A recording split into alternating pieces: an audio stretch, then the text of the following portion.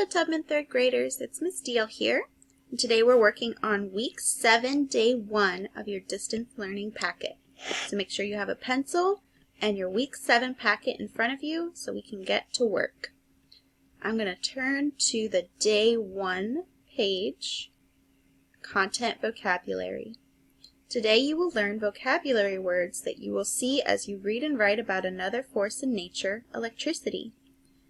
Below are 4 new vocabulary words that you will find in the text, electricity and magnetism. For each new word, we'll use the chart to read the word and the definition, write a synonym, and use the word in a sentence and draw a picture that helps describe the meaning of the word. Let's look at the example. The word is magnetism, which means the power of a magnet to attract, a force that pushes and pulls certain metals. A synonym for magnetism is attraction. And here is their sentence. Magnets use a force called magnetism. And here's a picture of a magnet holding some nails. So we're going to do the same thing for these words on the next page. So you need to turn to page 6 so we can start working on these next words. The first word is detect, which means to discover or find. They get some of that superb sense of direction from their ability to detect Earth's magnetic field. So our synonym for detect is discover. Discover means the same thing as detect. Now we need to use the word in a sentence. I know detect is a verb, so I'm going to use it as a verb in my sentence. I can detect where my brother is hiding when we play hide and seek. So you can write a different sentence using the word detect, or you can copy my sentence. After that, you need to draw a picture that helps you remember what the word detect means. Whenever I hear the word detect, it makes me think of a detective. So I'm going to draw a magnifying glass that helps me remember what detect means. Remember, Miss Deal is not the best artist, so if you can draw a better picture, that would be good. So here's my magnifying glass. It helps me remember what detect means. Let's go on to the next word. Perturb means to cause a great disturbance. But the energy coming from some electronic devices can perturb a bird's internal compass. So perturb means to cause a disturbance. Our synonym will be disturb. Disturb means the same thing as perturb. Now we need to write the word in a sentence.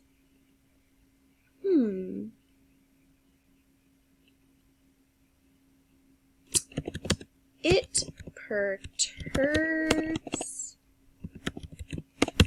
me when someone interrupts when I am talking. So it disturbs me, or it perturbs me when someone interrupts when I am talking. Now we need to draw a picture that helps us remember what perturb means. So I'm going to get my drawing tool. So this word kind of makes me think of like a little brother or little sister perturbing you. So I'm going to draw a person. Let's see. We'll say that's me.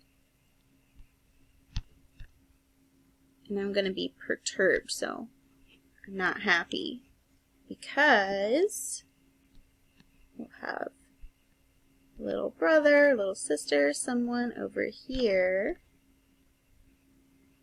perturbing me. I'm going to draw a little, we'll say he's bothering me with a stick. He's poking me with it. That would perturb somebody if you were getting poked and you didn't like it. Now remember, Miss Deal's not a very good artist, so if you can think of a different picture to help you remember what perturb means, that would be good. Let's go on to our next word, captive. one who is confined or held, such as a prisoner. Even when held as a captive in a lab, birds know when it's time to migrate. So captive, our synonym is prisoner. A captive is a prisoner. Here's my example for a sentence with the word captive. Batman held the Joker captive in the jail cell. So I'm going to draw my picture that helps me remember what captive means. So I'm going to draw a person. Here's my captive. And he's not going to be happy either because he's in jail. He's being held captive. Now I'm going to switch my color. Here we go.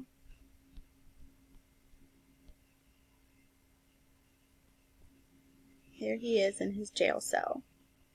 All right, we have one more word to look at before we read the text. Our last word is migrate.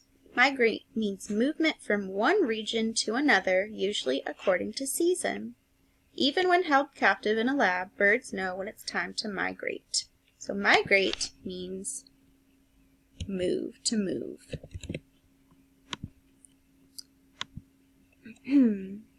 So whenever I hear the word migrate, I think about birds that migrate in the winter. So I'm going to write, in the winter, geese migrate from the north to the south to stay warm. And then I'm going to draw a picture to help me remember what migrate means. So let's get my pen out. And I'm going to draw some birds that are migrating in the sky. Beautiful. We can even add some sunshine in this picture. Wow. Okay. Once you've finished copying the sentences and drawing a picture for each vocabulary word, we're going to go on and read the text. So let's turn to the next page. I'm going to read and I want you to read along with me. Electronics may confuse a bird's compass.